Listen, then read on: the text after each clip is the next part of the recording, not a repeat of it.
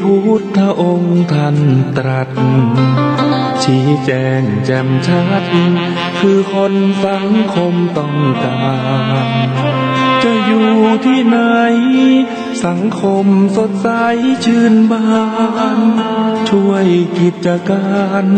สังคมมนุษย์เจริญความดีทางของสัตบุรุษดีไม่เสื่อมทรุดคุณค่ามากมายเหลือเกินทุกยุคสมัยที่ใดใครก็ขอเชิญบทบาทก้าวเดินสังคมมนุษย์ศรัทธาใช่แล้วคนในอุดมคติสังคมเรานี้พร้อมใจเฝ้าปรารถนาเลิศศีลธรรมพร้อมความกตัญญูตาชุ่มช่ำอุราเมื่อมาเจอคนที่ดีพนมมือพร้อมขอก้มลงกราบใจมันยอมรับประดับไว้ในชีวิตชั่วลูกเล่นหลานตราบนานละลึกความดีแม้สิ้นชีวิตความดีก็ยังยิ่งยง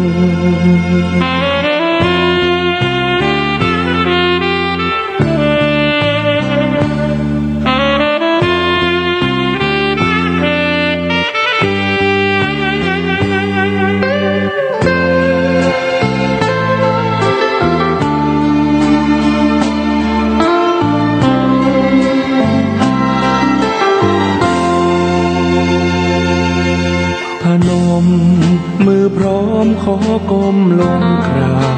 บใจมันยอมรับประดับไว้ในชีวิตชั่วลูกเล่นหลานตราบนานละลึกความดีแม้สิ้นชีวิตความดีก็ยังยิ่งยง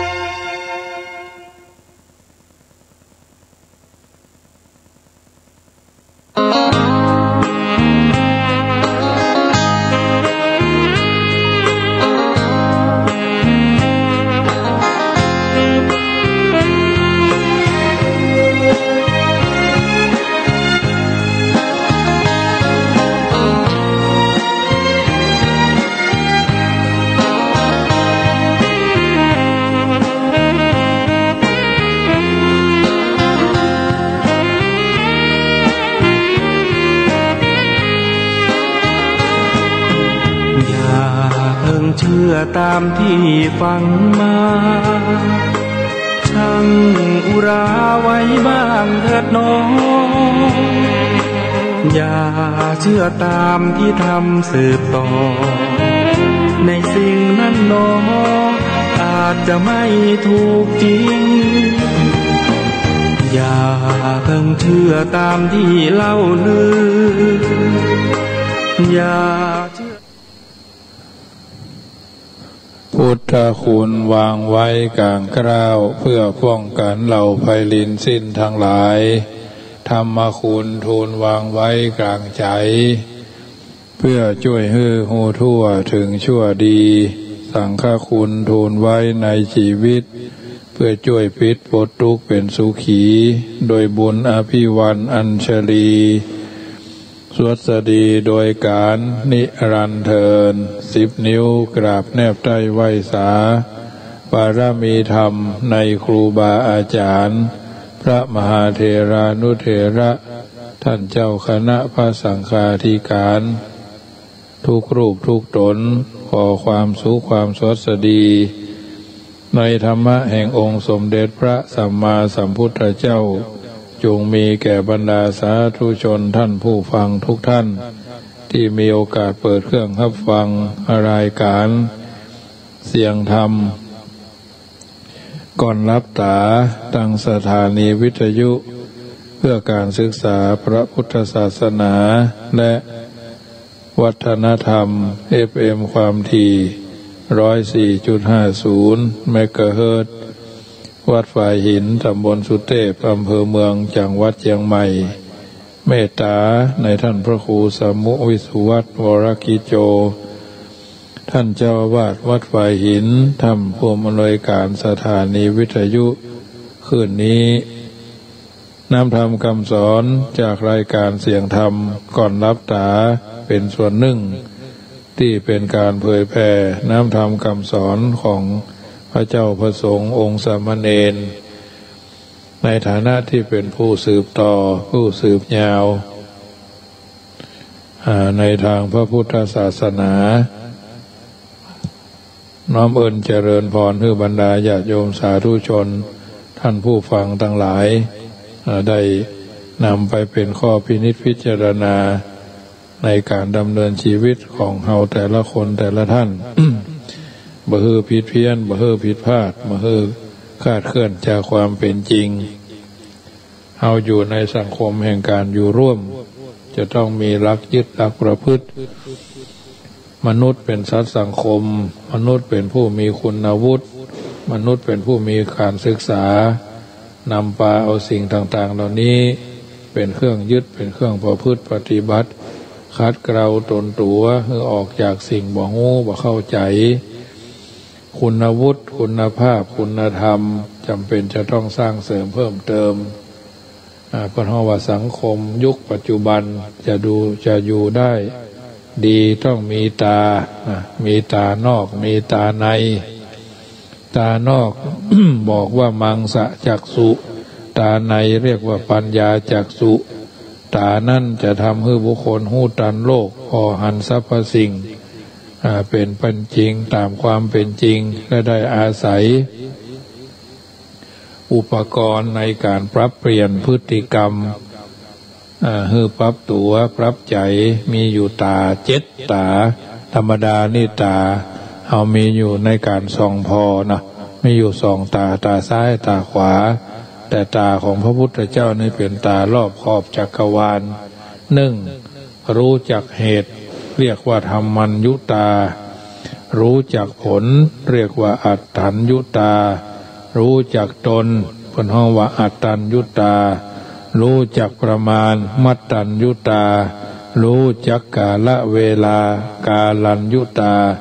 รู้จักชุมชนสังคมสมาคมปริสัญยุตารู้จักบุคคลว่าไผเป็นไผบ่ใช่ใครเป็นใครนะไผเป็นไผเนาะอุคระปุครัญยุตาเพราะฉะนั้นร้ายไปก็อยู่ยากดีมากก็อยู่ไม่ได้หมอหมดกูไม่มีกรรมหมดกรรมก็หมดกูนะอันนี้เพิ่นกล่าวเอาไว้ก็ค้อนไกลเอามาสาธกยกคือญาติโยมสาธุชนฟังกันเนอะเพราะฉะนั้นเพิ่นมีคำกล่าวเอาไว้ว่าข้าพเจ้าชื่นชมชื่นชอบว่าวาทกรรมคำสอนที่พ่อแม่ชาวจีนผู้หนึ่งได้กล่าวเอาไว้คือโอวาทแก่ลูกบ่าวเป็นประจำและได้ย้ำเตือนในวันที่ลูกบ่าวหัวแก้วหัวแหวนของเธอได้รับปริญญาเป็นบัณฑิตวาทคำกล่าวของคุณแม่ท่านนั้นเพิ่นบอกมีอยู่7กรรมด้วยกัน7ประโยค7คำ7ประโยคที่คุณแม่เพิ่นฮักลูกเพิ่นสอนลูกว่า1ความรู้จักรับผิดชอบคือทิศทางของชีวิตความรับผิดชอบกับทิศทางของชีวิตจะได้เฮาถึงว่าแบบนี้ก็เวลาเฮามีความรับผิดชอบเป็นเจ้าอาวาสก็มีความรับผิดชอบในระดับวัดเป็นพ่อบ้านแม่บ้านก็รับความรับผิดชอบในระดับครอบครัวเป็นพ่อหลวงบ้านก็มีความรับผิดชอบต่อในความเป็นความรับเขตขอบเขตของพ่อหลวงบ้าน เป็นสท.ก็มีความรับผิดชอบในระดับเขตของตนเป็นสอบต.สมาชิกสภาองค์การบริหารส่วนตำบลก็เป็นนายกเป็นปลัดเป็นสท.เป็นประธานสภาเป็นรองประธานสภาเป็นเลขาเพราะฉะนั้นจำเป็นจะต้องมีวิสัยทัศน์กว้างไกลถ้าเราทำได้อดีตพ่อหลวงแต่ก่อนเพิ่นมีความอันนั้นอันนี้อันนี้แต่ก่อนท่านเจ้าอาวาสวัดท่านวัดนั้นเพิ่นมีวิสัยทัศน์ย่านนี่แหละอันเนี้ยเพิ่นเฮาว่าเส้นทางของชีวิต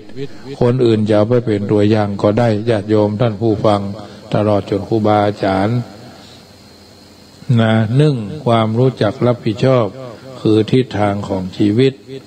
สองประสบการณ์คือต้นทุนของชีวิตเรามีต้นทุนอย่างใดเราจะไปลงทุนเราจะไปกล้าไปขายเราจะไป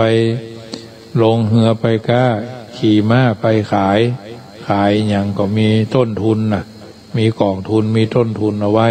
ก็คือมีประสบการณ์นั่นแหละมีนิสัยประพฤติที่ประพฤติเป็นประจำคือชะตาชีวิตนิสัยประพฤติเป็นคนอย่าได้เป็นคนรับดึกลูกเจ้าไหวพระเจ้ากวาดเพียวอารามเป็นคนที่มีความรับผิดชอบต่อตัวเก่าเนาะประสม่ำเสมอสวดโยโกห้องพระเนนตนใดสวดโยโกห้องเป็นประจำเจ้าอาวาสวัดใดสวดมนต์เป็นประจำสวดเจ้าสวดแรงสวดเจ้าสวดแรงสวดมนต์ภาวนาศึกษาเล่าเรียนภาคเพียรปฏิบัติเนี่ยอันนี้คือชะตาชีวิตถ้าบ่มีนั่นก็ยากนักแก่ยากมากนะจะเจริญนี่ถึงยากประการที่สี่ความเป็นผู้ขยันหมั่นเพียรก็คือพลังสร้างชีวิตขยันหารักษาดีมีกัลยาณมิตรรักษาชีวิตอยู่รอดปลอดภัยคือพลังสร้างชีวิตห้าความกตัญญูกตเวทีคือพลังสร้างคุณค่าให้แก่ชีวิตความกตัญญูนี่สำคัญนะคือสร้างพลังคือพลังสร้างคุณค่าให้แก่ชีวิตหกการรู้จักทักทายขอบคุณครับขอบคุณเจ้าเจริญพร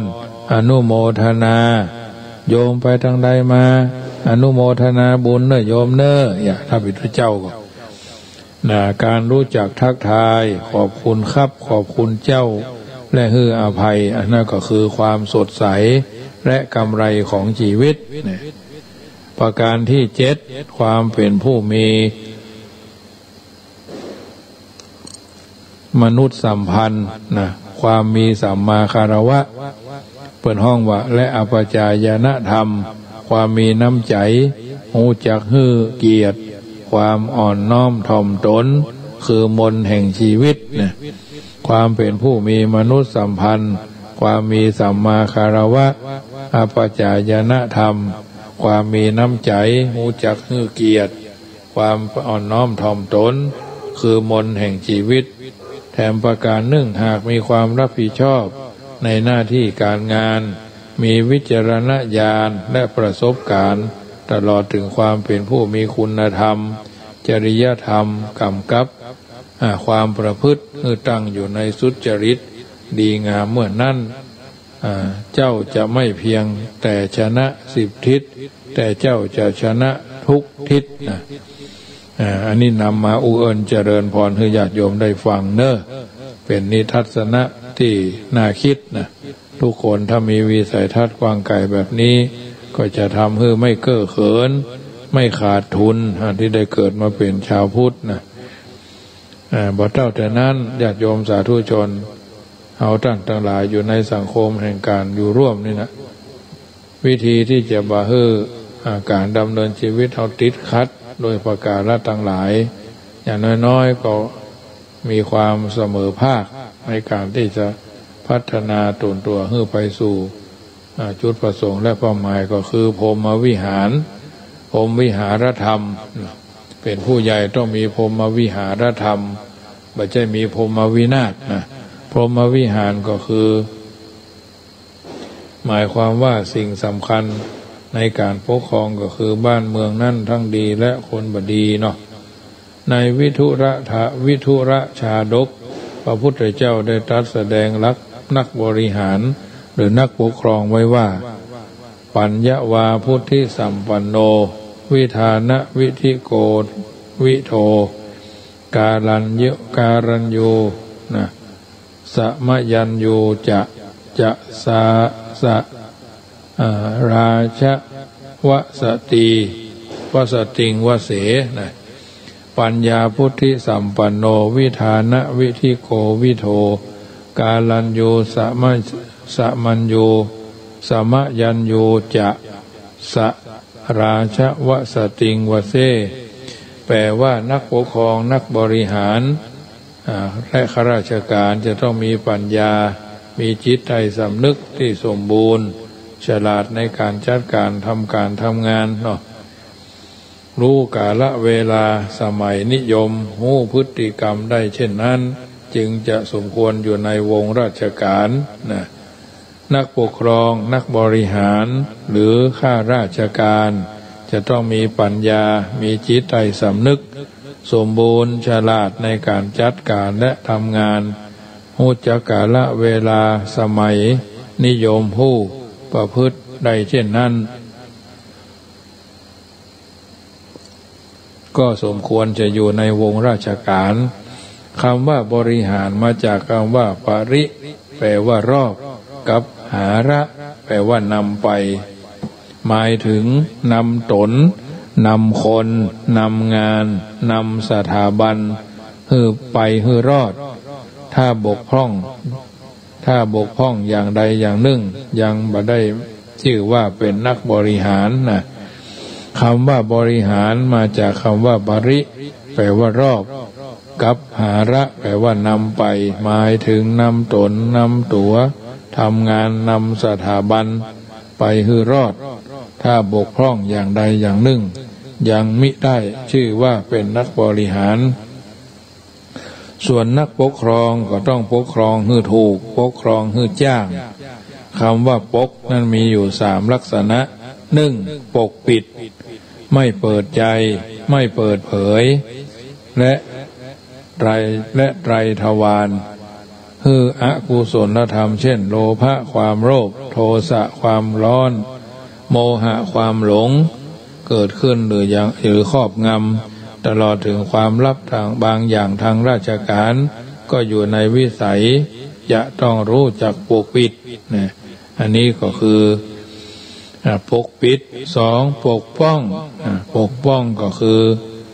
ปกป้องอธิปไตยของชาติของสถาบันของพระมหากษัตริย์ของพระศาสนาของผู้ได้บังคับผู้ใต้บังคับบัญชาตลอดถึงประชาชนให้พ้นจากทุกข์ภัยนั้น3ปกครองปกปิดปกป้องและก็ปกครองการคุ้มครองป้องกันดูแล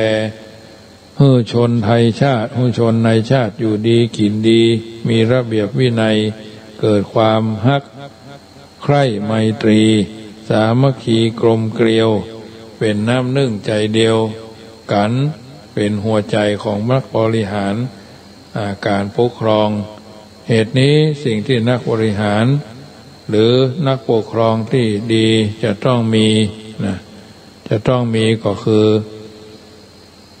สิ่งที่สำคัญมากสำหรับที่จะต้องมีก็คือ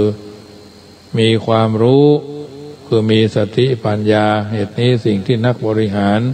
หรือนักปกครองที่ดีจะต้องมีมีความรู้มีสติปัญญา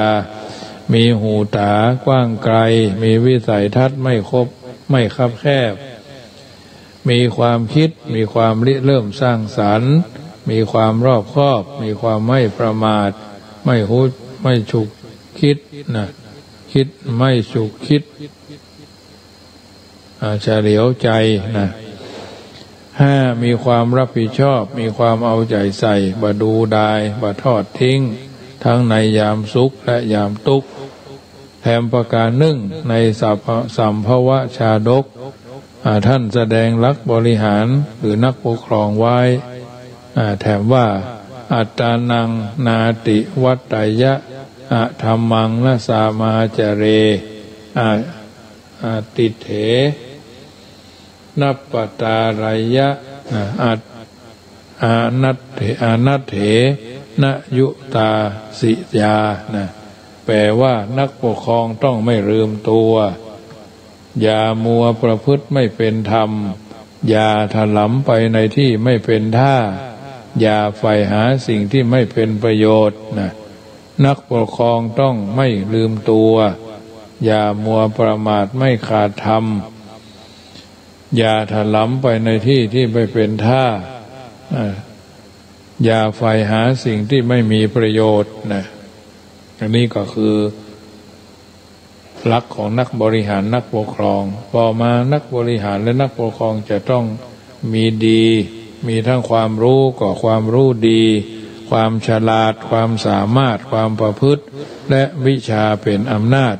มารยาทเป็นเสน่ห์เรียกว่าบริบูรณ์นะบริบูรณ์ทั้งคุณวุฒิและบริบูรณ์ทั้งคุณธรรมอนุโมทนาโยมแม่เรนูก้อนแก้วหายโวยเนอและบริบูรณ์ทั้งคุณธรรมความดีจึงจะเป็นผู้นำที่ดีได้ในข้อนี้ท่านประพันธ์สอนเอาไว้น่าคิดว่าคุณวุฒิคุณธรรมสำคัญนักวุฒิเป็นหลักธรรมเป็นแหล่งแต่งศักดิ์ศรีคุณวุฒิสุดล้ำถ้าคุณธรรมไม่มีก็เอาดีไปไม่รอดตลอดชนนะคุณวุฒิคุณธรรมสำคัญนักวุฒิเป็นหลักธรรมเป็นแหล่งแต่งศักดิ์ศรีคุณวุฒิคุณค่าถ้าคุณธรรมไม่มีก็เอาดีไปไม่รอดตลอดชนนะท่านศาสตราจารย์อัมไพสุจริกุลนักประพันธ์กรเพิ่นว่าเอาไว้ว่าเมื่อความรู้ยอดเยี่ยมสูงเสียมเมฆสูงเทียมเมฆแต่คุณธรรมต่ำเฉกยอดหญ้านั่นอาจเสกสร้างมิจฉาสารพันเพราะจิตมั่นไร้อายในโลกาแม้คุณธรรมสูงเยี่ยมถึงเทียมเมฆแต่ความรู้ต่ำเฉกเพียงหยอดหญ้าย่อมเป็นเหยื่อทุรชนจนอุลาด้วยปัญญาอ่อนด้อยหน้าน้อยใจหาความรู้สู้สูงล้ำคุณธรรมเลิศแสนประเสริฐกอบกิจวินิจฉัยจะพัฒนาประชาราษฎร์ทั้งชาติไทยต้องฝึกให้ความรู้คู่คุณธรรมเพราะฉะนั้นญาติโยมท่านผู้ฟังทั้งหลายเก็ดเล็กเก็ดน้อยเก็บเล็กผสมน้อยคุณธรรมกับอำนาจของคู่กันในการบริหารราชการราชกิจเอกชนนะแล้วแต่จะเลือกใช้อย่างก่อนอย่าลืมว่าความรู้คุมตัวไม่ได้แต่ความดีคุ้มตัวได้นะความรู้คุมตัวไม่ได้ความ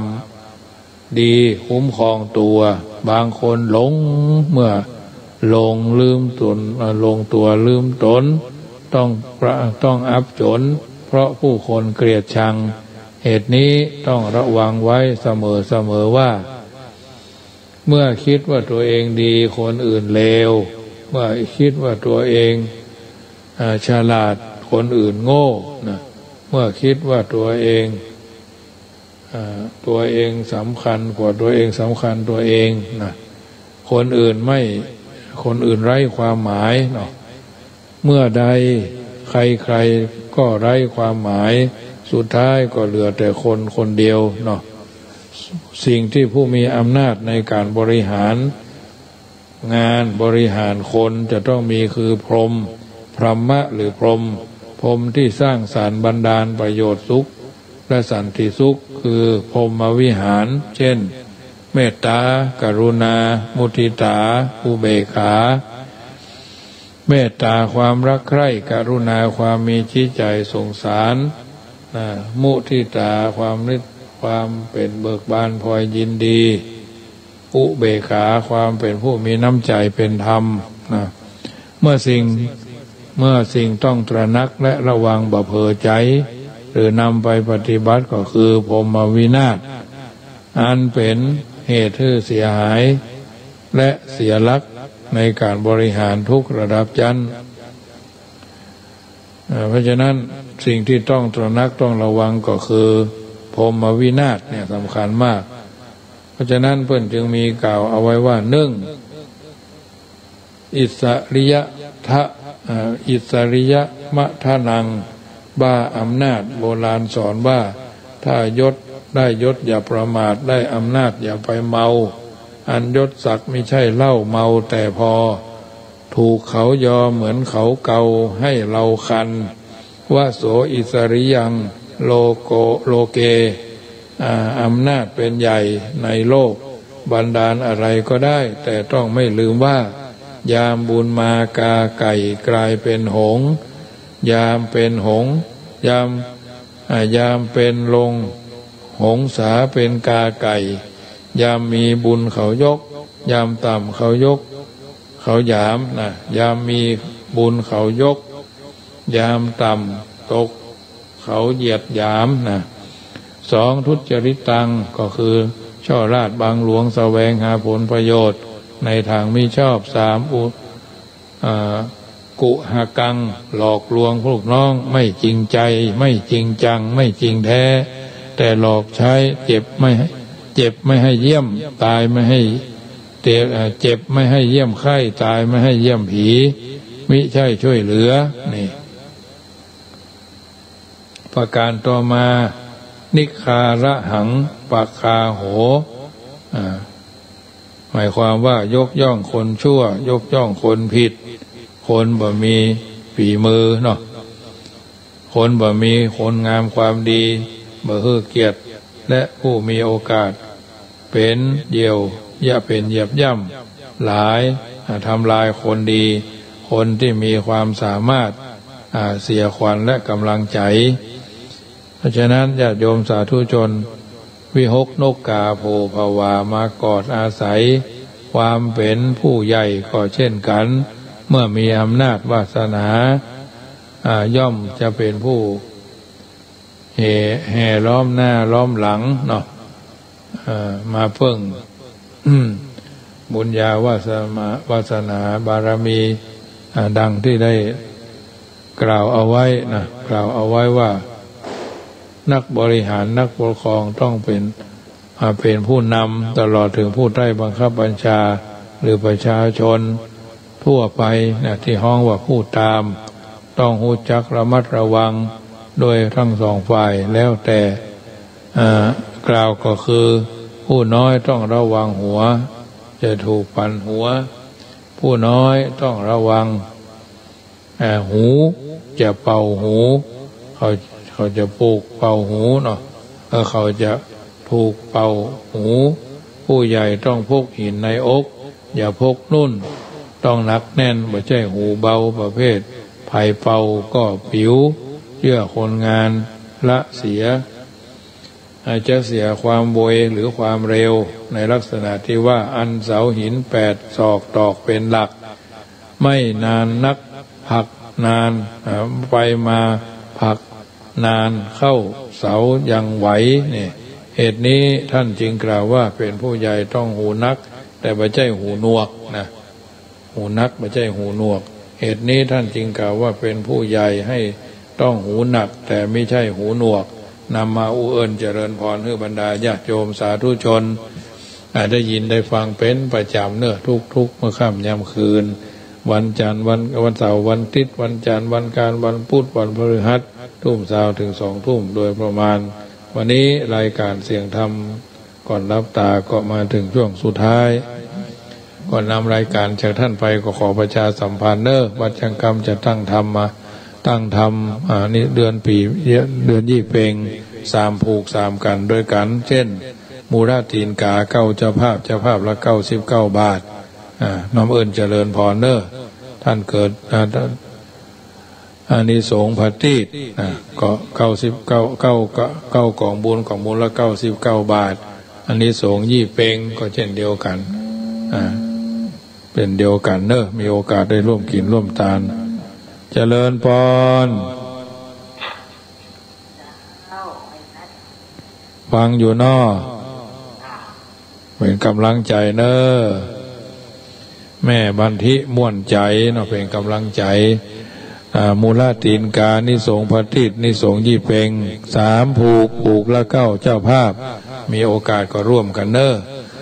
วันที่19เป็นวันเทศนาธรรมเนาะ19เดือนหน้าเชิญร่วมทำบุญไปถวายพระที่วัดสำนักอาสมห้วยเกียงตำบลแม่วินอำเภอแม่วางอาตมาภาพจะไปเลี้ยงก๋วยเตี๋ยวน้ำใส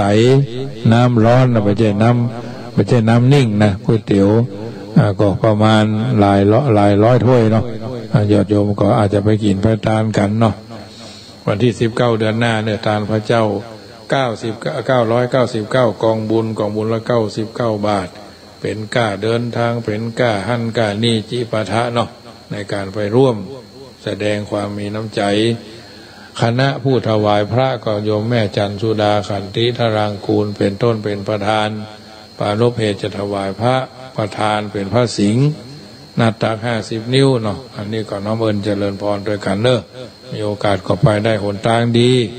น้ำไหลไฟสว่างทางดีมีเงินใช้ขึ้นเหนือล่องใต้รุ่งเรืองรุ่งโรจน์มีโอกาสก็ร่วมด้วยช่วยกันวันที่29เดือนวันที่29เดือนหน้าก็จะทำการทำบุญตั้งธรรมมหาญาติคืนวันที่29นี่ก็สวดนพเคราะห์ท่านใดที่ฟังรายการนี้อายุลงท้ายด้วยเลข1ใส่เลข3เลข5เลข7เลข9ก็ต้องเอิญเจริญพรมาบูชาเตียนนพเคราะห์909เล่มเนาะเล่มละ99 บาทนะ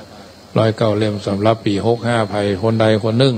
จะอายุลงท้ายด้วยเลข1เลข3เลข5เลข9ก็แจ้งความประสงค์ได้ที่วัดจังกรรมเนอะ0615476539จะทำบุญกันเทศกันธรรมจะทำบุญกันน้ำกับไฟกองทุนข้าวล้นบาทหยาดพระธรรมนำชีวิตธนาคารกรุงไทยสาขาแม่ทาหมายเลขบัญชี53100059350059903วันนี้สมสมัยได้เวลาสัพพิติโยวิวัจจันตุสัพพะโรโควินัสตุมาเตภวัตวันตรายโยสุขีทีคายุโกพุทโธบังซ้ายธัมโมบังขวาสังโฆบังกายาอะระหังบังเกสาอะระหังพุทโธนะโมพุทธายะจยะภวังจยะสุภมังกะลังจยะสุถีภวันตุโวอายุวันโนสุขังภะลังขอเจริญพร